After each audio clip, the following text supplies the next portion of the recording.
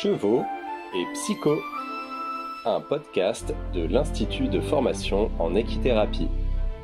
Saison 3, épisode 10. Quand faire du beau fait du bien. Par Yannick Bourglan, équithérapeute, monitrice et éducatrice spécialisée. Bonjour à tous, bonjour à toutes, bonjour à toutes, bonjour à tous. Je ne suis pas encore dans ma zone de confort. Alors j'ai le plaisir de clôturer et je vais essayer de ne pas être longue. Mais quand même, je vais vite me présenter parce que ça va vous aider à un peu mieux comprendre comment est née l'association. Alors, avant de devenir équithérapeute, j'ai eu tout un cheminement. J'ai eu une formation initiale artistique, c'est-à-dire que j'ai eu 15 ans de conservatoire, en parallèle avec ma formation équestre. C'est-à-dire que j'étais à 21 ans ATE, mais j'étais aussi à la fac de musique, avec un cursus danse et musique, plus spécialement percussion. Alors, je parle trop vite. Ensuite, j'ai donc passé un diplôme universitaire en sciences du langage pour apprendre la langue des signes, avec l'intention de faire des percussions aux enfants sourds. Et puis, tous mes stages, après le DU, j'ai enchaîné avec une licence pro qui m'a emmené faire de l'équithérapie. Là, j'ai découvert la différence entre l'équitation adaptée et tout ce qui pouvait être médiation équine et équithérapie. Et donc là, j'ai continué mes formations continues. Je suis rentrée dans un IME où j'ai eu le plaisir d'avoir en charge, on va dire, une écurie avec 10 chevaux pour à peu près 180 enfants, ados et adultes en situation de handicap mental, avec troubles ou pas associés. Et ensuite, je suis partie 2 ans travailler avec des personnes adultes plutôt handicapées moteurs, traumatisées crâniennes, IMC, tumeurs au cerveau. Et je suis devenue monitrice d'équitation et j'ai continué ma formation continue avec la SFE et en lien avec l'IFEC aussi, que je suis, pour finalement créer mon association qui s'appelle Equiem. Equiem pour musique et médiation équine. Alors, le titre, c'est « Quand faire du beau fait du bien ». Le cheval est au centre d'actions innovantes chez nous, associant donc différentes formes d'art pour tous. C'est-à-dire qu'on y accueille des personnes en situation difficile, mais pas que. C'est une démarche de proposition d'activités thérapeutiques joyeuses et fédératrices, avec des intervenants insolites pour de nouveaux publics. Parce qu'avant de créer cette association, j'étais indépendante pendant quasiment 2 ans. Et l'idée de l'association, c'est vraiment de travailler en binôme avec d'autres partenaires qui sont du milieu équestre ou pas. C'est-à-dire qu'elle rassemble des pédagogues, elle rassemble des professionnels du monde équin, médical, paramédical, médico-social, des artistes, mais également des parents ou des aidants familiaux de personnes en situation de handicap. Évidemment, le cheval est au centre de toutes nos activités. Ce sont des projets associatifs qui visent à l'inclusion des personnes en difficulté durable ou seulement passagères. Et ces activités sont rendues possibles grâce au soutien des habitués du club où on travaille, des bénévoles, des professionnels passionnés et l'insertion des aidants familiaux dans nos activités. Alors, je vous mets le plan. Je vais vous présenter donc vite fait l'association, pourquoi le cheval et l'art. Et je vais vous présenter 2 exemples, cheval et danse, cheval et art brut, pour enfin vous parler d'un exemple de stage qu'on a fait à Noël, cheval et musique. Je peux passer. Alors, pourquoi l'art et le cheval ? Parce que l'art, c'est le résultat d'idées ou d'une activité réalisée en s'adressant consciemment au sens, aux émotions, aux intuitions et à l'intellect. On peut dire que l'art est le propre de l'homme et que cette activité n'a pas de fonction clairement définie. Les arts sont donc une forme de l'expression humaine. Le cheval. Le cheval, c'est quand même l'animal le plus évoqué dans l'art. On le retrouve dans une variété de supports, quelle que soit l'époque et quelle que soit la provenance. 2 mondes donc qui fonctionnent sur le monde sensoriel, intuitif, émotionnel et riche, très riche d'expression. Notre idée, c'est de faire rencontrer ces deux mondes et de passer de l'un à l'autre. Partant d'une première idée, que le fonctionnement de notre cerveau est suprasensoriel, c'est-à-dire qu'il transpose les informations apportées par les sens et qu'il perçoit l'essence des choses qu'en entrant en résonance avec elles. Nous souhaitons enrichir le travail de médiation équine en l'associant à des supports stimulant les émotions. L'art, et notamment la musique, véhicule des sentiments, nous invite à voyager et suscite en nous des émotions. Et de cette deuxième idée, que les chevaux communiquent leurs pensées et émotions de manière subtile, sur un mode plutôt non-verbal, à travers des sens autres que celui de la vision ou du toucher. Ça va nous encourager à faire le lien entre une mise en relation aux chevaux et une action artistique spontanée. Nous allons questionner ce que nous ressentons dans une situation donnée, à un moment précis, et l'exprimer grâce à des supports utilisant le langage verbal ou non-verbal. Avec le cheval, l'enjeu va être de partir de soi pour aller vers l'autre. Dans cette approche, le cheval vient apporter un registre émotionnel bien spécifique. Il apparaît comme une source d'inspiration et un médiateur non jugeant, on l'a bien dit avant moi, en stimulant les sensations de la personne, en encourageant son implication et en favorisant l'expression de chacun.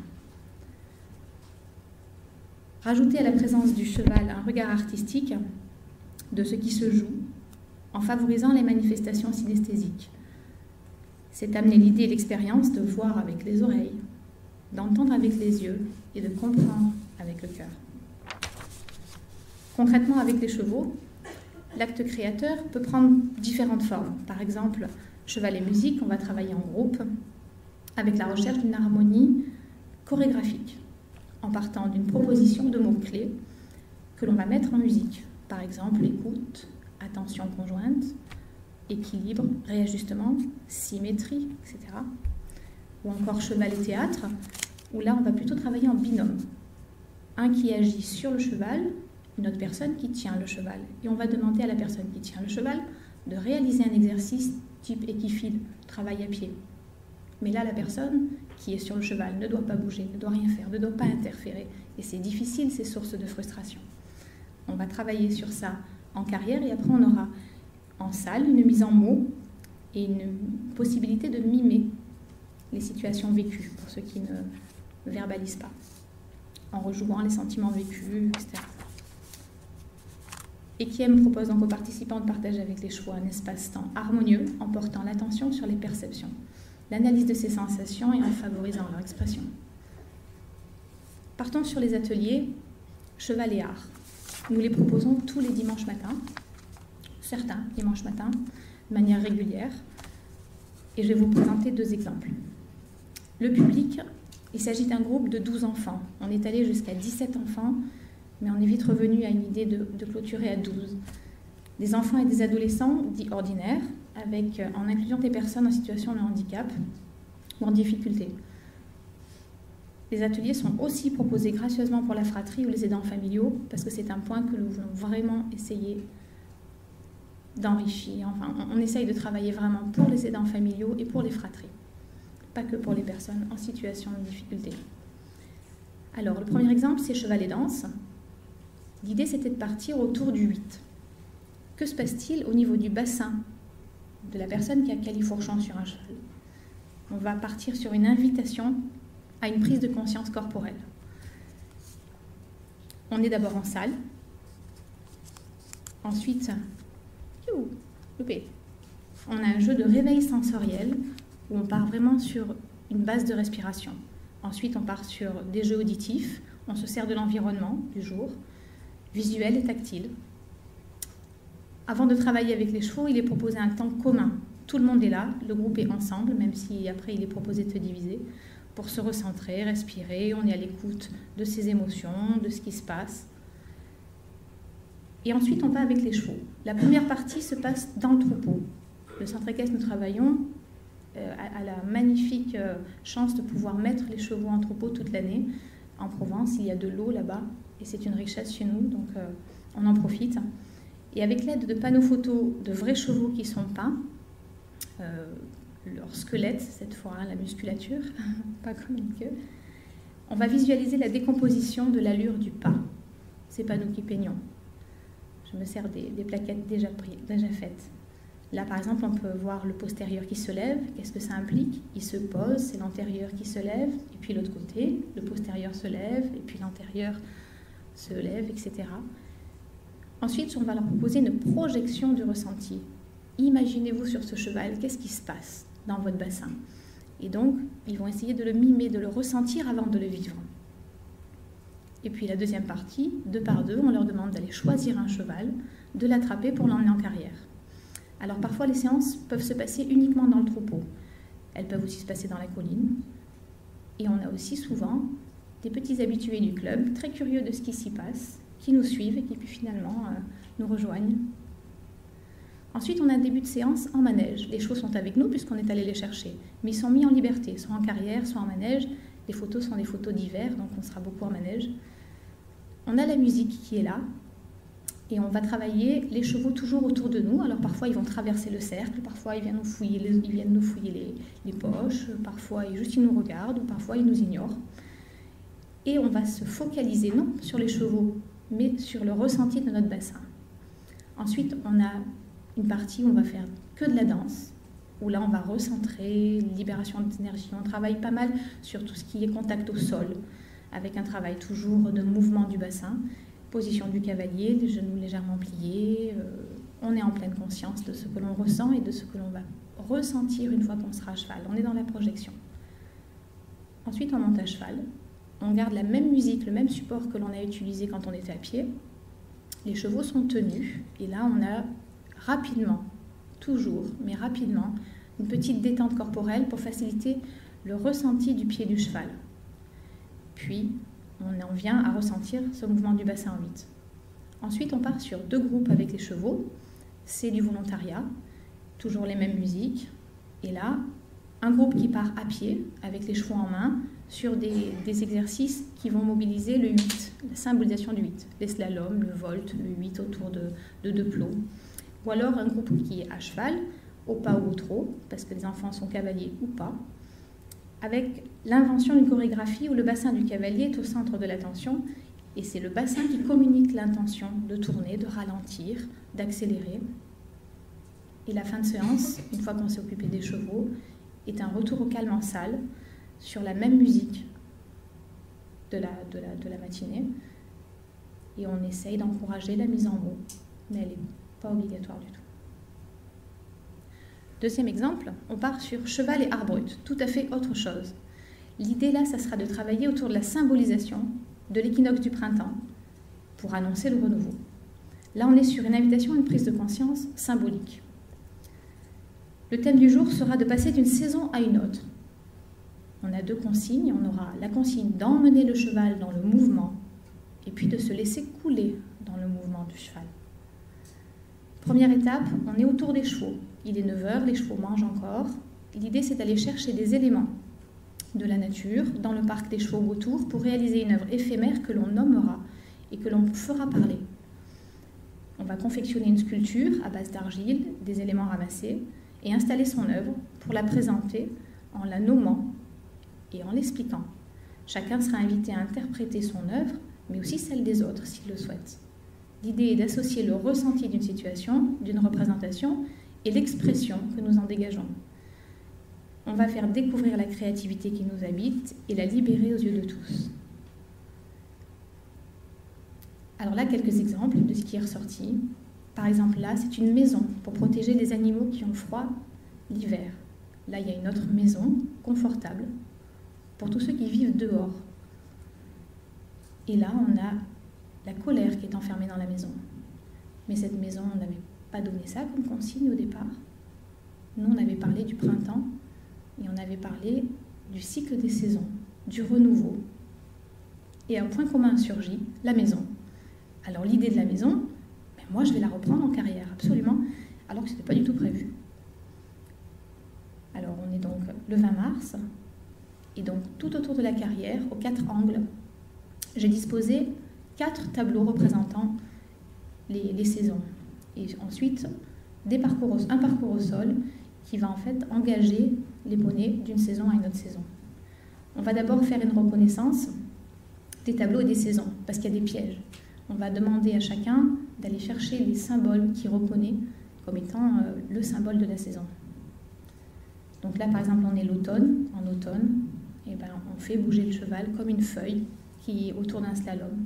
Et le cheval ne doit pas s'arrêter, puisque la feuille, quand elle est tombée de l'arbre, elle ne s'arrête plus tant qu'elle est au sol. Donc là, on est dans emmener le cheval dans un mouvement circulaire en maintenant l'impulsion. Arrivé en hiver, et ben, c'est là que je vais caser ma maison. Et je vais proposer aux chevaux de tous se reposer ensemble dans la maison.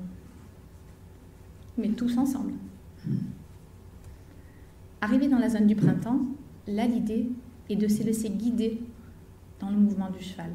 Et là, je leur propose de la voltige sensorielle, les yeux fermés, pour accueillir le renouveau. Et on est dans une intention de mise en confiance. Sur un support commun, il est proposé de peindre par des symboles en couleur ce que l'on observe.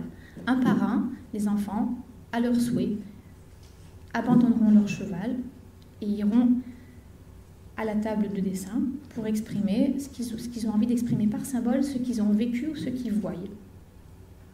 On propose des peintures au doigt, des pinceaux, des feutres, tout ce qu'ils ont envie. L'objectif, donc, c'est donc de faire émerger une force créatrice collective, vivifiante et joyeuse, en valorisant la personnalité de chacun et en allant chercher l'empathie esthétique. Tout est beau. Les participants sont amenés à aller à la rencontre de leur âme d'artiste avec la proposition que l'espace devienne le temps et que le temps soit mis en espace. Avec un support musical ou des tableaux en carrière, comme on a vu, la musique devient dialogue entre l'espace et le temps.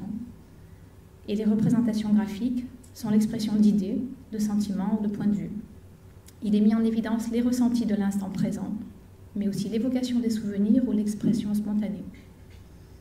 Les fins de séance, il y a souvent une restitution aux parents et aux fratries, complètement spontanée, qui sont curieux de venir voir ce qui s'est passé pendant la séance, parce que chaque séance est très différente de l'une à l'autre. Il y a aussi la présence d'un photographe professionnel qui propose aujourd'hui un appareil photo aux jeunes qui n'osent pas participer, qui sont venus, qui se sont levés le matin et qui finalement ne se sentent pas d'intégrer le groupe et qui se positionnent visiblement hors du groupe. Dans ce cas-là, il est proposé un appareil photo et l'enfant va pouvoir, sous l'œil attentif du photographe, parce que c'est un bel appareil photo, prendre tout ce qu'il a envie de prendre en photo. Et nous, évidemment, ces photos, on va les valoriser. Et la dernière séance, il y aura un partage d'expérience avec une mise en situation des parents volontaires. Là, le 22 mai, par exemple, avec les enfants, nous allons essayer de réfléchir à comment intégrer les parents et comment faire en sorte que ce soit eux qui mènent la séance pour que le 12 juin, ce soit les parents qui soient mis en situation. Et où on ait ce moment d'échange entre professionnels et familles autour de ce panneau photo. Allez, pour finir, tout à fait autre chose. Le stage qu'on a fait à Noël, cheval et musique. L'idée était de concevoir et réaliser ensemble. On était entre Noël et Jour de l'An, 3 jours. Les intervenants, une équithérapeute, une pianiste et un éducateur percussionniste. Création et réalisation d'une chorégraphie équestre, mis en musique par les enfants et adolescents qui ne sont pas forcément cavaliers. Le thème du stage, c'était tout simplement Noël des enfants du monde. Petit clin d'œil, on a choisi toutes les musiques des pays en guerre actuellement. Les intervenants ont tous été sensibilisés à l'alchimie entre cheval et musique, pour qu'ils ressentent eux-mêmes, même s'ils n'étaient pas cavaliers, qu'est-ce qui pouvait se passer. Et ces stages sont particulièrement accueillants pour les aidants familiaux et les fratries des personnes en situation de handicap. L'organisation du stage, c'était en journée, 3 jours. Le matin, on avait des ateliers où il y avait un choix. Est-ce qu'on allait soit en percussion, soit en piano et en chant? L'après-midi, on allait tous ensemble chercher les chevaux et on était tous ensemble dans le manège pour la création d'une chorégraphie avec les supports sonores qu'on avait travaillés le matin. On a une désensibilisation des chevaux qui est faite aux percussions avec les enfants qui jouent le matin. C'est-à-dire que le matin, une fois que les chevaux ont fini de manger, on accueille les chevaux dans le manège qui participent pleinement à l'atelier. On va travailler la notion de rythme avec la reconnaissance de tout ce qui est binaire et ternaire et on va tomber d'accord pour dire que le cheval est sur un mode binaire, que ce soit au pas, au trot ou au galop. Même au galop, on est sur du binaire. Ensuite, on met en lien ce que l'on entend avec les allures du cheval. Déjà, on visualise le balancier qui va nous donner un rythme. On espère que le cheval n'est pas boiteux. On vérifie. Ensuite, on va s'axer sur les postérieurs qui vont être les chiffres. 1, 2, 1, 2, 1, 2. Et on va rajouter les antérieurs, poussés par les postérieurs. On va les appeler les et, le temps et le contre-temps. 1 et 2 et 1 et 2 et 1 et 2 et. Ça, c'est le pas.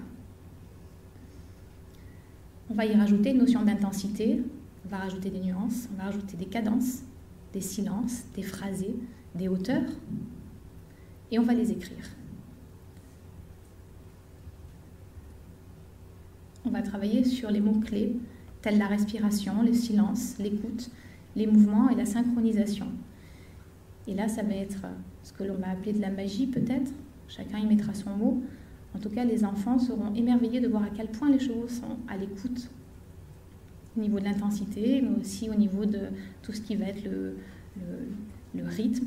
Les chevaux viennent se caler sur un rythme que l'on fait régulièrement.